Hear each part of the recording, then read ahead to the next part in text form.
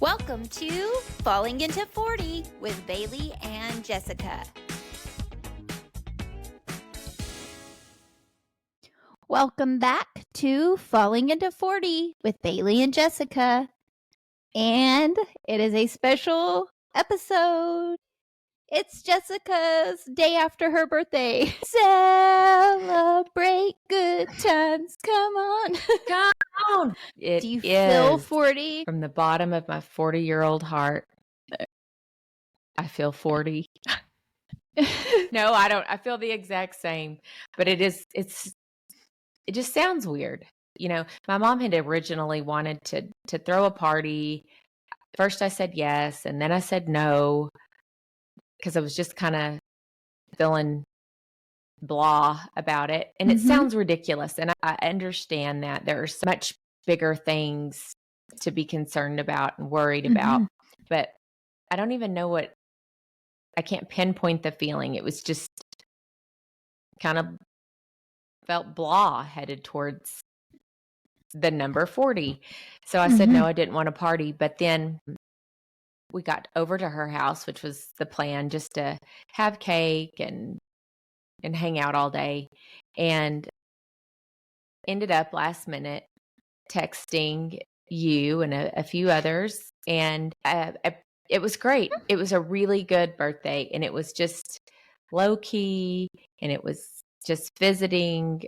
And I looked around the table, and I was telling my mom this morning, and even just thinking on the phone calls and the texts that I got, I thought, I don't know what I did to deserve such good and wonderful friends and family, but I am so thankful, because yesterday was such a great, easy day. And I think it was very fitting for the big 4-0, as people say. So I am so thankful for my friends and thankful for you. I texted, and like everybody was there, and it was a 30-minute notice or 45-minute, and so it was just perfect though. And I couldn't ask for better friends. And I am thankful for life. I'm thankful for being alive and being able to have a 40th birthday. As I know, some people don't make it to 40, and those that are left here don't care what big birthday numbers come. They just wish their loved one was here. So I am thankful with friends and family. I am so thankful for. And anyway, it was a great day, and I have fallen into 40. I'm here. I don't know if I fell. I feel like it kind of chased me, but it caught me. It caught you. Yes. And here we are. So, well, you fell beautifully into 40, I must say, and you deserved every bit of that yesterday. Honestly, you're such a good friend, and the ones who were there, the ones who weren't able to be, and texted and called and all of those things, I just think that is perfect. And it is a good reminder that, yes, that we are blessed. We are so blessed. Question about turning 40. So you have fallen, you are here, you have floated down your 40. So looking forward, what do you hope to achieve? What do you hope to not even necessarily have to achieve, but like what do you hope is to come? I hope that I can, I have to be careful how I word this, but I really hope that I can learn to love where I am, who I am. And I don't mean self-love. I just mean be okay with who I am, and not so concerned with the worldly things, and just appreciate every day for what it is. And I hope that in my 40s, I can really just be in the moment and be more present. And you and I have talked about that a lot.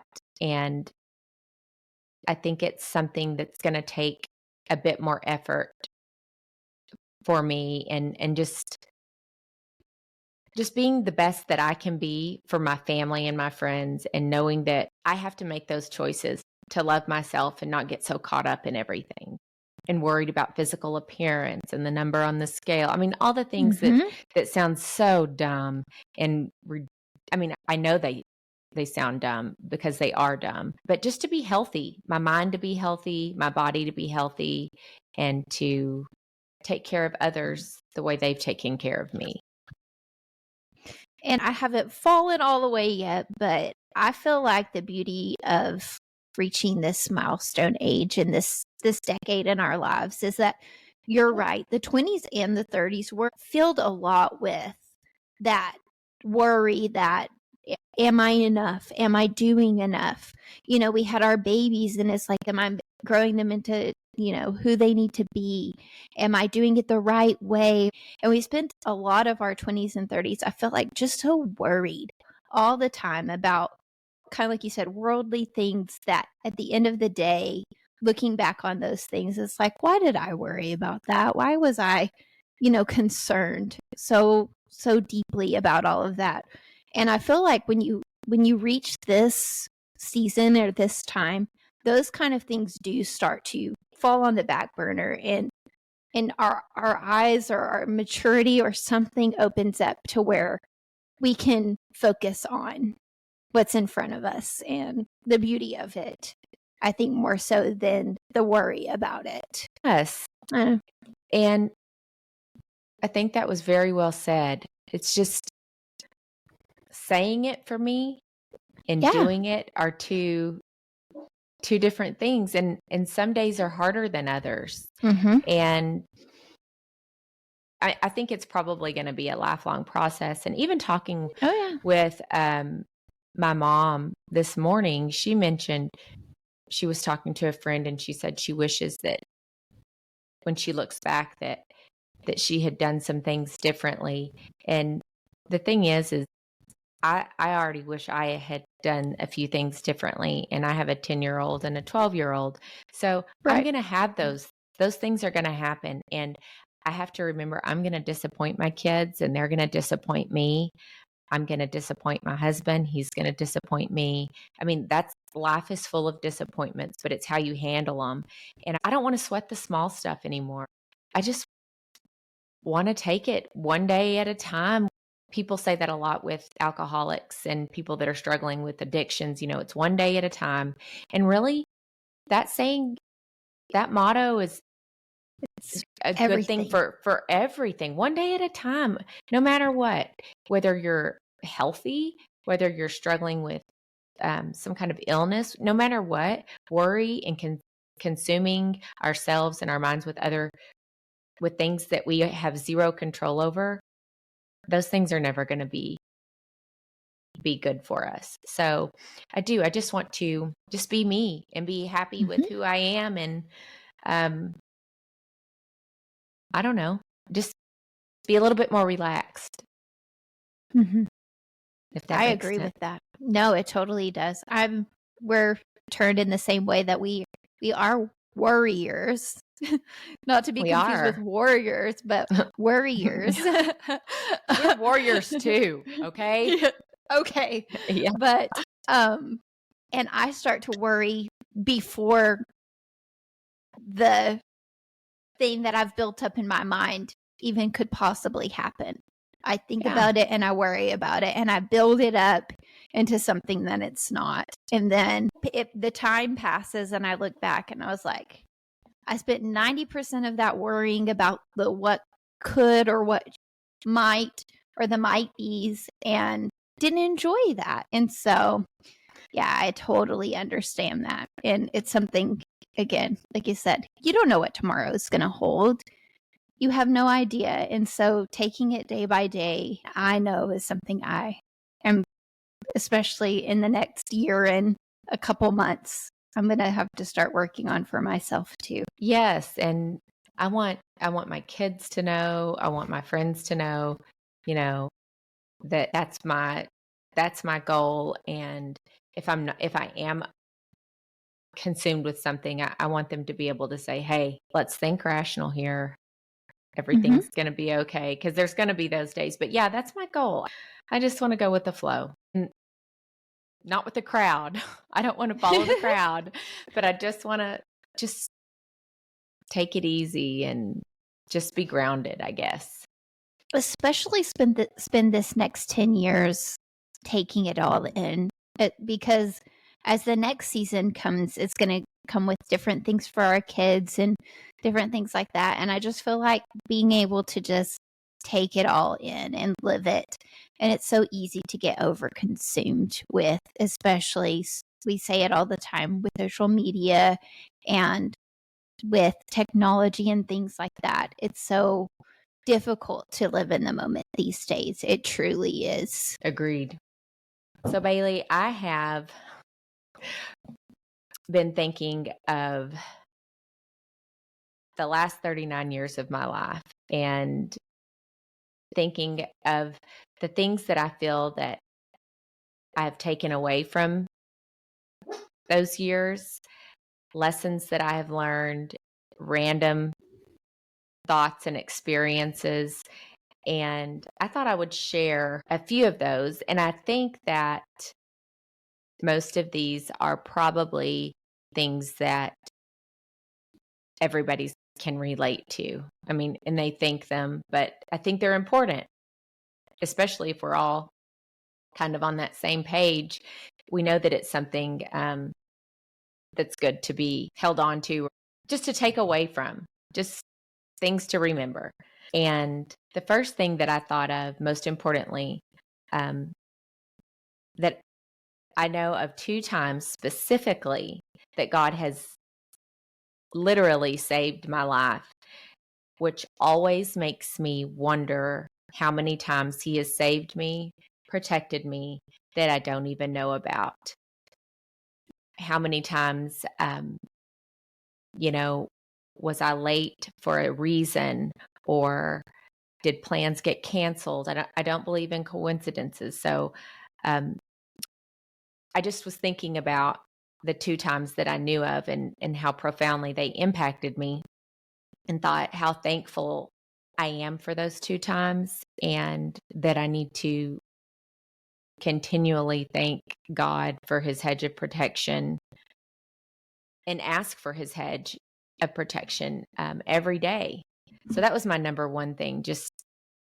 It just makes me think and wonder, how many times have I been saved that I don't know about? Maybe a good question one day, if God holds a question and answer. That's your question. Yeah, that's yeah. And then with that, going along those same lines, is that Jesus does save, and he gives mercy and grace on a daily basis. And he does that not because I deserve it, but because He loves me. And with that, I know that He loves you, He loves our listeners, and He's not going to force anyone to choose Him. And He did die on the cross so that we could be forgiven. That's why we have mercy and grace that are extended to us. And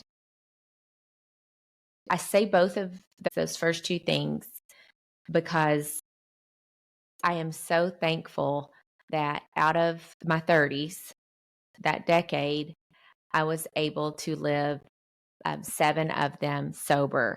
And I can't even express how grateful I am for that, because I wouldn't have remembered my 30s. So the first few years of that decade weren't sober, but the last 7 were. So that's why those first 2 things were my big things. And this is one that you can chime in on too, because I know you're with me on this, but life is hard. Family is hard. Marriage is hard. Parenting is hard. Sometimes living is hard. Work is hard. And I've seen the quote, it just says, but you can choose your hard. I don't know if I always agree with that you can choose your hard. Sometimes life isn't easy, and it's not because of any choices that you've made, but it's just the circumstances that you're currently in that make it difficult. And I just want everybody to remember that, because we do this podcast and we want people to know they aren't alone, but life is hard and sometimes it stinks, but you're not alone. And all of those things can be hard. And we know that. And there's a season for everything. And so if you are going through one of those tough seasons, one of those hard seasons in any one of those things or something else, just know that you can get through it. I don't know how you do it. It's different for everybody, but you do get through it. If you hang in there, you get through it, and it doesn't stay hard forever. And I think that choose your heart is a difficult thing for me too, because I kind of dig into that. Sometimes you don't as well, but choose how you overcome whatever the hard thing is, and choose the path. Which way are you going to go? Are you going to go to the deep, dark side, or are you going to overcome? Are you going to become a better version of you through the hard time? You know, the last 2 years, our family has gone through a lot of hard. And what I have been the most impressed with, especially with my family members who have gone through the hard things, is on the other side of it, where a year past, the people they are, because of their hard, are just the best, most amazing people. And I think that it's a choice, and it's a mindset, and it's what path are you going to choose, and what is your heart going to propel you into, is kind of, I think, a choice that you do have from your heart. So just what your outlook of the situation is going to be, and accepting that it's hard, but yes, setting yourself up for success in that hard by choosing how to navigate through it, I guess. Is that? Yeah. And like you said, marriage, kids, parenting, all of it is hard. But when you have that very pivotal, hard thing that is happening that is not expected, or is not your choice, or was not something that you wanted to happen or thought was going to happen to you, the hardest part of it is getting through it. But once you are through it, what are you going to use that momentum toward? Are you going to use it toward good and betterment of not only yourself, but the others around you? Or are you going to use it to be bitter, or to, think negatively because, oh my goodness, this has happened to me? And so, it is an outlook. It is a perspective thing. On the other side of hard, I think, too. That's exactly right. Something that we talk about often, you don't have to have it all together, because you're never going to have it all together. You are not perfect. Life isn't perfect. Striving to do the best that you can is what we should do. But knowing that perfection isn't in reach is something that we also need to know. And that's one of those things I'm still working on. I know that I just need to put my best foot forward. But I also need to remember that things aren't always what they seem when you think you're looking at somebody else or their life, or you're starting that very negative comparison that too many times women do, especially. And men do it as well. But I know with women, it seems to be a little bit more prominent, I guess. But kind of what I said my goal was, just learn to put your best foot forward, to be happy with who you are. And if you aren't happy with who you are, do what you need to do to change that. But you don't have to have it all together. And it's okay to tell people that you don't. So you just said something when we were talking about life being hard. And I wrote down that your hardships, those periods of time when looking back and you remember thinking, why me? Or how will I? Or how will we get through this? I hope I can look back on those periods in the last 10 years and I can see how they've molded me and how they've changed me and what they've done because of the changes, the big hard things that happened, and those changes changed me, and in turn also changed my family. And what could have been a terrible outcome, my family has a better life because of me giving up alcohol. And so that was kind of where I was going with it, but we kind of tied that in there without even knowing it. But remembering that bad things happen to good people, and I mean, you just have to remember that if you can find the good somehow in the hardest of situations, and it doesn't have to be like right if somebody has just told you some tragic news, I'm not saying to have your moment there, but I hope that at some point you can look back and find something good about it. And if the worst thing happened, if somebody I loved were killed in a car accident or something tragic, I hope that at some point later on I would be able to look and say, but I'm so thankful that I had that time with them, and that God gave me the opportunity to know and love them. Those are things that I kind of think about. But looking back at my last 10 years, I feel like we've had some hardships, and I've had some hardships, but I can see how much I've grown as a person, and I'm very thankful for that. Also, loving others is so important, and we divide because of opinions. And if you believe this, then I don't like you. Our country's divided, and social media just stirs the pot, and people get angry. And I've been guilty of thinking, oh my gosh, you've got to be kidding me. But if you've ever sat down with somebody that you thought that you really didn't like, and maybe just got to know them a little bit, you can figure out why people are the way they are. And you have to remember that everybody's going through something. I have friends that we don't agree on a lot of things, but I love them because of who they are. I love their heart. I love the things that I love the way they love others. And so, I mean, I don't know. We should love people. We should do better, and we should love bigger. It's easy to pass judgment first before you get to know someone and get to know their heart and where they truly are. It's very easy to, from differences of opinion, like you said, just to pass judgment. We're told we shouldn't do that, but as a society, I feel like we kind of do. It's really actually, putting different aside to get to know exactly who they are as a person, as opposed to what their opinion is on things that truly do not matter when it comes right down to it anyway. Yeah. I don't have to have the same opinion as you to get along with you. I think that in my 20s, I definitely didn't, I don't know, my 20s were my 20s.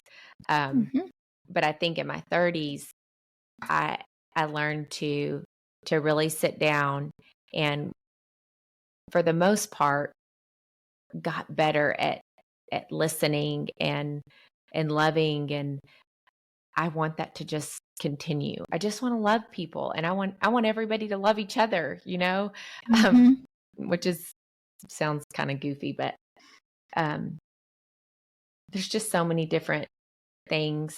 People are always going through something. Everybody that you pass is going through something that you don't know about, that they're not saying out loud. And so I think we should always just be very mindful of that, and mindful that mental health is something that is becoming easier to talk about for some, but there's still that stigma around it. And so we just need to love and be kind, because we just don't know. We just don't know. I agree. 2 other things, and then I'll stop. But never say never unless you want to eat some humble pie, because you just shouldn't say it. Don't say it. Never say never, whether it's about yourself, your kids, your friends. I don't know. Just never say never.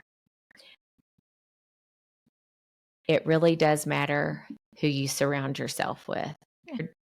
And 100%, if you are surrounding yourself with people that are negative or people that cut you down or that are passive aggressive, you are who you hang out with. And so I think that you and I both agree on it. We've talked about it. It's okay to have a small circle. It's quality over quantity. And you want to surround yourself with people that are going to build you up and encourage you.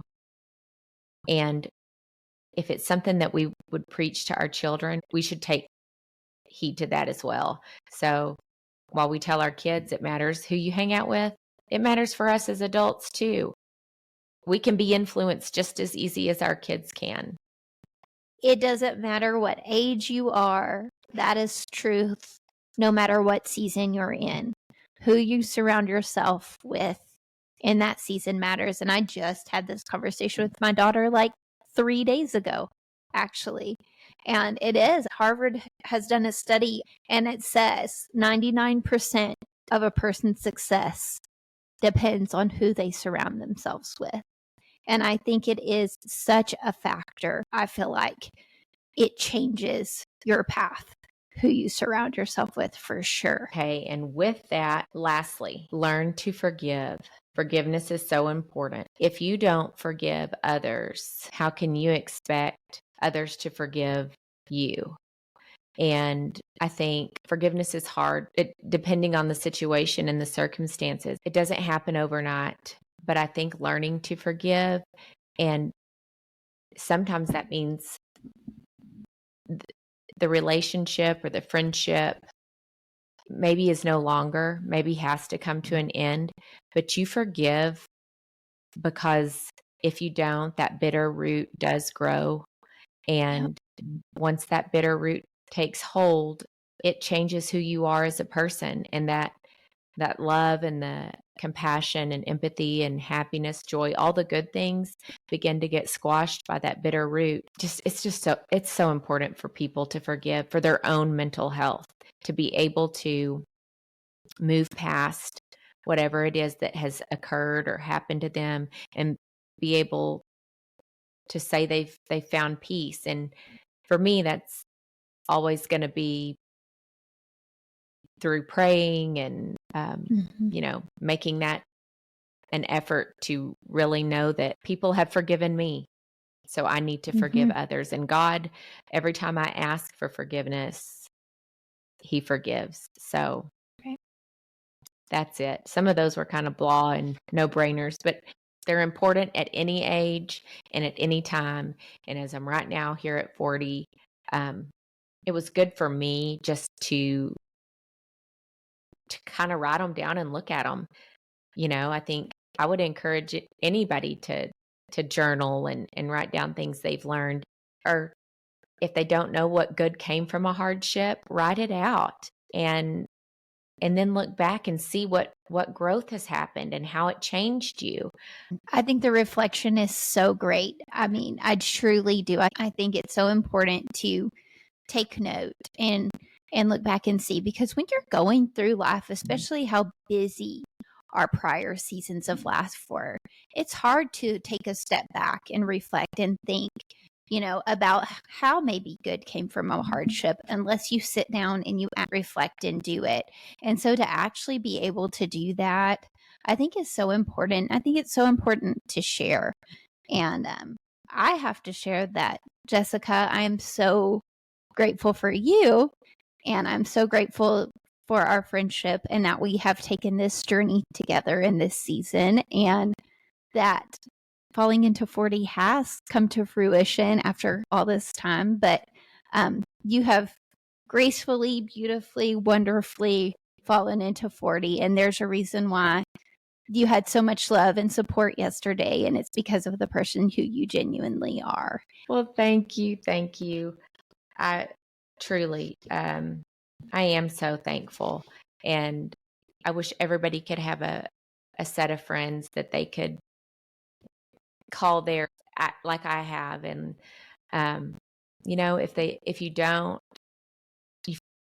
if you don't have friends that you can do anything with, that you can call, you've got to figure out a way to meet people. We've talked about that before because it's really important. You've got to have somebody. You don't have to be the same age. Another female needs female friends and somebody to encourage them and lift them up. So if you're in a spot where you don't have that, try to plug in somewhere and look for people that you could do something with and be brave. Ask a friend to do something and don't be discouraged if they can't. Keep going because it's really, really important for us as females. And I am excited about this new season. And yes, that's it. I'm so happy and I'm thankful for Bailey and I'm thankful for our podcast. And I hope that people will keep coming back to listen, and there's more mowing stories to come, I'm sure. And we've got more guests that we are planning on getting in at some point. So stay with us. And we are thankful for you. If you're falling into 40, if you're not even close to 40, if you're face planting, if you're skipping, hopping, whatever it is, if you're way past 40, maybe you passed it 40 years ago. We don't care. We want you to know that you're loved. You're not alone. Join us, listen to us, and we are here. Falling into 40 is for everybody. Yay. We're so thankful. Bye. Bye. Thank you for tuning in with us on today's episode of Falling into 40. You can find us on Spotify, YouTube, and Apple Podcasts.